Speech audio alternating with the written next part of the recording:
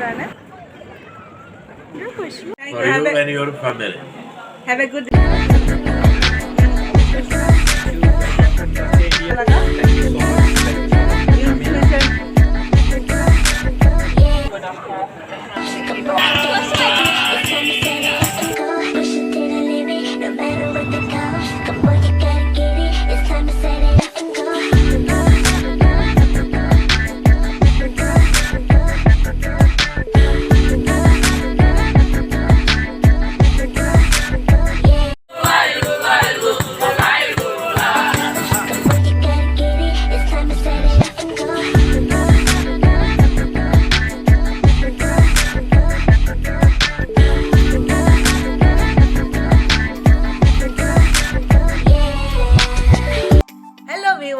once again welcome to the wrong জীৱনলৈ আশা কৰোঁ আপোনালোক সকলো ভালে আছে গুটেন মৰ্গেন জাৰ্মান বা ডয়চত গুড মৰ্ণিংটো কয় গুটেন মৰ্গেন আশা কৰোঁ আপোনালোকৰ সকলোৰে ব্ৰেকফাষ্ট হৈ গ'ল চ' ভিউৱাৰ্ছ আজি মোৰ কাৰ্যসূচীখন মই এনেকৈ ষ্টাৰ্ট কৰিছিলোঁ ৰাতিপুৱা অকণমান সোনকালে উঠি পেলাই মই অকণমান ওচৰৰ কোন জেগা বা আছে বা নদীখনৰ পৰিৱেশটোনো কেনেকুৱা নদীৰ পাৰত খোজকাঢ়িনো কেনেকুৱা লাগে সেইটোকে চাবৰ কাৰণে অকণমান খোজকাঢ়িব ওলাই গ'লোঁ চিৰিয়াছলি খোজকাঢ়িব যায় ইমান মজা লাগিলে ইমান ভাল লাগিলে নহয় নোযোৱাহেঁতেন মই এইটো সুযোগ মিছ কৰিলোঁহেঁতেন আৰু আহি পাই ইমান ভোক লাগিছে ফটাফট গা ধুই পোনে ডাইনিং হলৰ ফালেহে দৌৰিছোঁ আৰু ডাইনিং হলত তেওঁলোকে খানাবিলাক ইমান ধুনীয়াকৈ সজাই থৈছে ন দেখোঁতে এইটো খাওঁ নে সেইটো খাওঁ এনেকুৱা লাগিছে আৰু যি কি নহওক ভিউৱাৰ্ছ ব'লকচোন চাওঁ মেনুখনতনো কি কি আছে চ' ভিউৱাৰ্ছ ইয়াত মই দেখা পাইছোঁ খানাবিলাক বিৰাট আকৰ্ষণীয় কৰি থৈছে আৰু দেখি এনেকুৱা লোভ লাগিছে নহয় মই মানে কনফিউজ আৰু মোৰ লাগিছে মই কোনটো খাওঁ কোনটো নাখাওঁ ক'ৰ পৰা হামলা কৰোঁ এনেকুৱা লাগিছে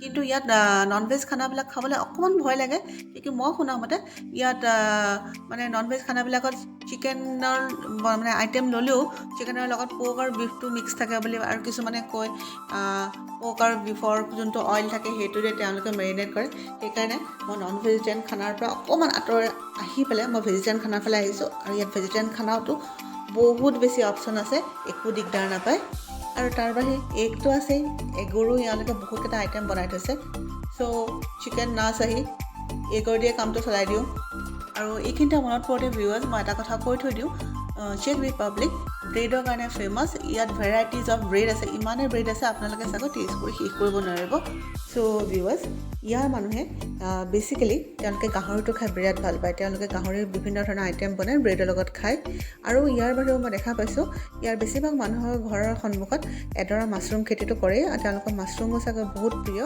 সেইকাৰণে মাছৰুম ইউজ কৰি তেওঁলোকে বিভিন্ন টাইপৰ খোৱাৰ আইটেম বনায় চ' মূল কথাটো হ'ল ইয়াৰ মানুহৰ কাৰণে ব্ৰেড গাহৰি আৰু মাছৰুম তেওঁলোকৰ প্ৰিয় খাদ্য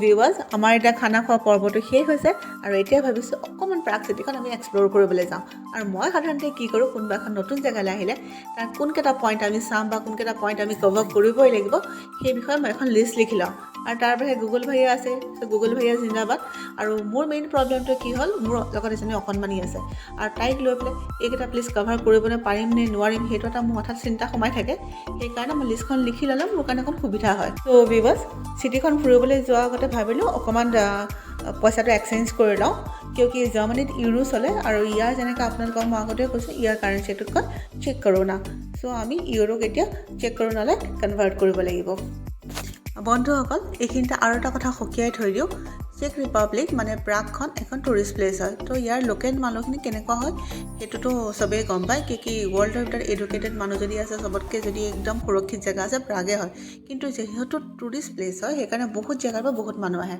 ভিউৱাৰ্ছ ইয়াত ইউৰো নচলা নহয় ইয়াত ইউৰো চলে কাৰণ জাৰ্মানীৰ ওচৰৰ তেওঁলোকৰ দাঁতিকাষৰীয়া দেশ হয় সেইটো কাৰণে বহুতে ইউৰো একচেপ্ট কৰে ইয়াৰ বাহিৰত ডেবিট কাৰ্ড আৰু ক্ৰেডিট কাৰ্ডো একচেপ্ট কৰে কিন্তু আপুনি যদি মানি এক্সচেঞ্জ কৰিবলৈ যায় তেতিয়াহ'লে মনত ৰাখিব যে সেই দিনটোৰ মানি ৰেট বা মানি ভেলু কিমান চলি আছে সেইটো এবাৰ গুগলত চেক কৰি লৈ পেলাই কাৰেঞ্চি এক্সচেঞ্জ কৰিব আৰু কাৰেঞ্চি এক্সচেঞ্জ কৰা দোকানবিলাকৰ সন্মুখত কিছুমান মানুহ ৰখি থাকে বা এটিএমত আপুনি পইচা উলিয়াবলৈ যোৱা সময়টো আপুনি দেখিব ওলাই আহোঁতে বহুত মানুহ ৰখি থাকে আৰু তেওঁলোকে কয় যে আপোনাৰ যদি এটিএমৰ পৰা 2000 টকা ওলাইছে মই আপোনালোকক খোলা দিম বা আপোনাৰ যদি ইউৰো আছে মই আপোনালোকক চেক ৰিপাব্লিকৰ কাৰেঞ্চিৰ হিচাপত পইচাটো দিম আৰু আজিৰ ৰেটটোৰ হিচাপত পইচা দিম।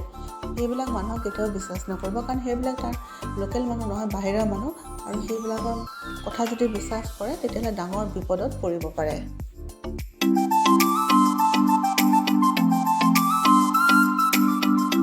ভিউৱাৰ্ছ, আজি আমাৰ ফাৰ্ষ্ট পইণ্টটো আমি কভাৰ কৰিব গৈ আছোঁ মেইন স্কুৱেৰ, আৰু মেইন স্কুৱেৰত মই এটা ডাঙৰ মনুমেণ্ট দেখা পাইছোঁ, আৰু মই জনা মতে এইখিনি জেগাতে এওঁলোকৰ গেডাৰিং হয় বা কিবা মিটিং বা কিবা আলোচনা থাকিলে এইখিনি জেগাতে হয়।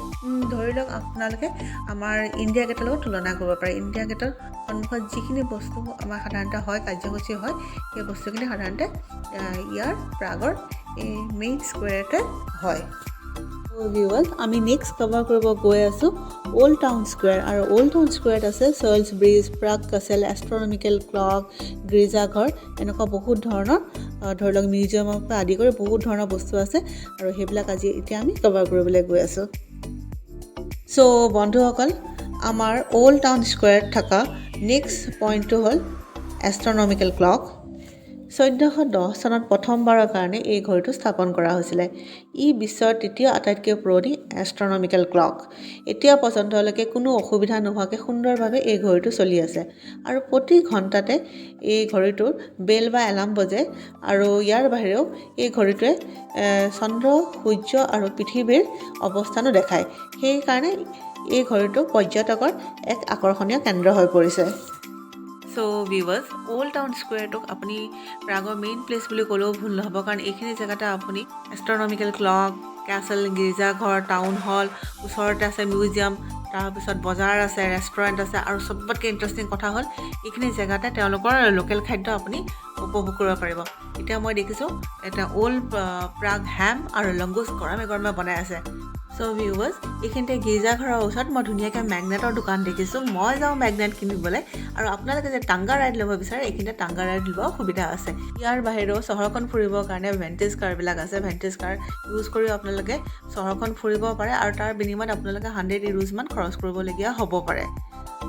আৰু এটা মই ভাল অপশ্যন ইয়াত কি দেখিছোঁ, ইয়াত কিছুমান লোকেল গাইড থাকে, আৰু প্ৰাগ চহৰখন ইমান ডাঙৰ নহয়, আপুনি খোজকাঢ়িয়ে মেইন প্লেচবিলাক চাব পাৰে। কিছুমান লোকেল গাইড আছে, তেওঁলোকে আপোনাক যথাসময়ত লৈ যাব, আৰু যিবিলাক প্লেচ দেখাব সেইবিলাক দেখাব, আৰু শেষত আপোনালোকে তেওঁক যদি গিফ্ট হিচাপে কিবা দিব বিচাৰে, কোনো জবৰদস্তি নাই, যি দিব বিচাৰে তেওঁলোকে সেইটোতে সন্মতি হয়। ত' মোৰ কাৰণে এইটো ভাল অপশ্যন। আমি খোজকাঢ়িয়ে গোটেইখিনি জেগা আৰামছে চাব পাৰে, আৰু তেওঁলোকে বুজাইও যায়। এইখিনিতে ভিউৱাৰ্ছ, মই আৰু এটা কথা কৈ দিওঁ, আপোনালোকে যদি আপোনালোকৰ স্কোডা গাড়ীখন চলাই পেলাই ভাল পাইছে, তেতিয়াহ'লে আপোনালোকে এই দেশখনক থেংক ইউ ক'ব লাগে, কাৰণ স্কোডা গাড়ীখনৰ প্ৰডাকশ্যন এইখন দেশতে হয়, আৰু লগতে আমি যে চকুত যে পিন্ধো চফ্ট লেন্স বা কণ্টেক্ট লেন্স, তাৰো প্ৰথম আৱিষ্কাৰ এই চেক ৰিপাব্লিকতে হৈছিলে। আপোনালোকক মই এইখিনিতে আৰু এটা কথা ক'লে আপোনালোকে ছাৰপ্ৰাইজ হৈ যাব। আমি দৈনন্দিন জীৱনত ব্যৱহাৰ কৰা বাটা, চেণ্ডেল, জোতাবিলাক আপোনালোকে ব্যৱহাৰ কৰি কেনেকুৱা পায় বাৰু? মই পিছে বিৰাট ভাল পাওঁ, আৰু মই যেতিয়া বাটা শ্ব'ৰুম প্ৰাগত দেখা পাইছিলোঁ, মই সঁচাই মোৰ বিৰাট ভাল লাগিছিলে। মই এনেকুৱা লাগিছে, বাহ, ইণ্ডিয়ান ব্ৰেণ্ড প্ৰাগত আছে, কিন্তু মই শেষত গম পালোঁ এইটো ইণ্ডিয়ান ব্ৰেণ্ড নহয়, এইটো চেক ৰিপাব্লিকৰ। অকণমান আচৰিত লাগিল নে ভিউৱাৰ্ছ?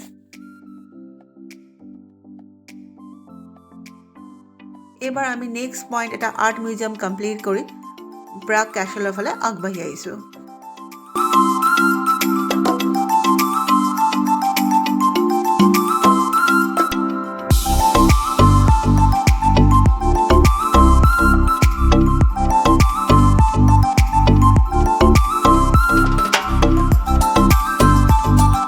এনেকৈ ঘূৰি থাকোঁতে কেনেকৈনো 3টা বাজিব হ'ল পাই গমেই নাপালোঁ। অকণমান ভোকো লাগিছে, আৰু সেইকাৰণে পুনৰ এবাৰ গুগল ভাইয়াক আকৌ ডিষ্টাৰ্ব কৰিলোঁ, নিয়েৰ বাই কোনোবা ইণ্ডিয়ান ৰেষ্টুৰেণ্ট আছে নেকি। আৰু বাহিৰত ইণ্ডিয়ান খানা খোৱাৰ জুতিটো আকৌ অকণ বেলেগ নহয় জানো?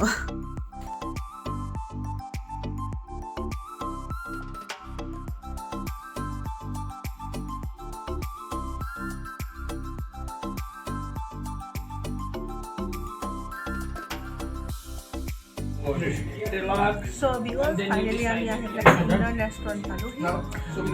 প্ৰাগত ভাবিলোঁ আজি আমি দুপৰীয়া সাজি খাই খাওঁ। তাতে এখন ইণ্ডিয়া ফুৰি এখন ৰেষ্টুৰেণ্ট পালোঁ। সোমাইছোঁ। এতিয়া দেখা যাওক অৰ্ডাৰ কৰিলে কেনেকুৱা আহে গম পাম। মোৰ আকৌ আজি ৰাতিপুৱাৰ পৰা চাহকাপ খাব নাপায় বিৰাট অশান্তি লাগি আছিলে। মই সদায় চাহ একাপ খোৱা অভ্যাস আছে কাৰক চাই, কিন্তু এই ইণ্ডিয়ান ৰেষ্টুৰেণ্টখনৰ ষ্টাফখিনি ইমান ভাল। মই তেওঁলোকক ক'লোঁ আৰু তেওঁলোকো ইমান সোনকালে ইমান আত্মীয় হৈ গ'ল আৰু ধুনীয়াকৈ এটা ডাঙৰ কাপত একদম একাপ চাহ আনি দিছে। চাহকাপ খাওঁতেহে পাই মোৰ হাত পৰি গৈছে। আৰু এইখিনিতে আৰু এটা ভাল কথা কি হ'ল, আমি সেইখন ৰেষ্টুৰেণ্টে অসমৰ এটা ফেমিলি লগ পালোঁ আৰু তেওঁলোকে পিছে প্ৰাগতে থাকে আৰু তেওঁলোকে নিজে আমাক আহি মাতা দেখি আৰু বেছি ভাল লাগিলে। সঁচাই ফেমিলিটো লগ পাই বিৰাট ভাল লাগিছে। তেওঁলোকে অসমৰ নগাঁৱৰ হয়।